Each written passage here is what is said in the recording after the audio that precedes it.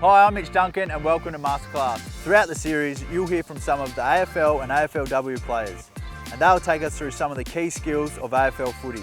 So whether you're new to the game or looking to level up, this series is for you. Let's get started.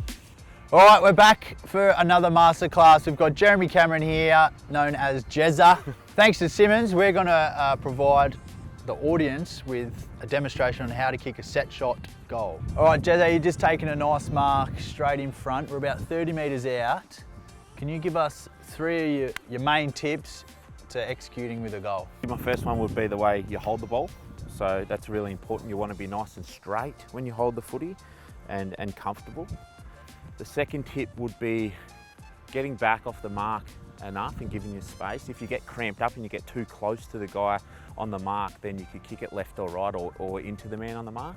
And I think the third one is probably your follow through and momentum through the football. So that's going to give you your distance and penetration. So if I can add a fourth, can I add a fourth? Go for it, mate. Maybe just the connection from the ball, kicking it on the middle of the foot's so important.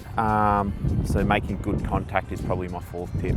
So guiding it down is obviously really important to try and get that contact on the foot. As Jez said, the way he holds it, a bit of momentum, hit the right part of the foot, and it will usually go straight. So let's put him to the test and see how he goes.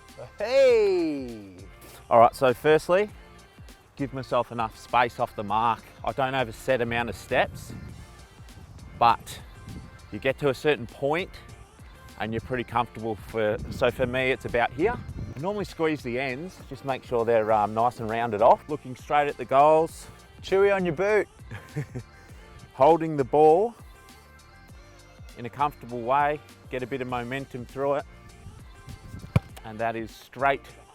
Look at that, that was dead over the middle. Supporting the ball above my left foot, bit of momentum through it and kick straight through it. All right, Jez, you've just knocked over that goal. You've spoken about the physical things. What about the mental side of kicking a goal? You've got the crowd noise, you've got opposition players getting stuck into you. Early days, I probably took a bit too much of that in, but I've learned to sort of block that out just naturally. I sort of embrace it in a way. Heckling from the crowd always gets me going, makes you want to kick the goal even more. Yep. Obviously, when you kick a good goal too, your supporters are up and about, it gets the boys going. So it's just exciting. I want the ball in my hands in that scenario. And I think it comes back to just lots of reps at training. Like we practice this all the time. We're always how to kick in set shots, snaps, dribbles, all that stuff. So you know you've done the work. So now go through your routine and kick the goal. Righto, thanks Jezza. I'm sure the audience got a lot out of that.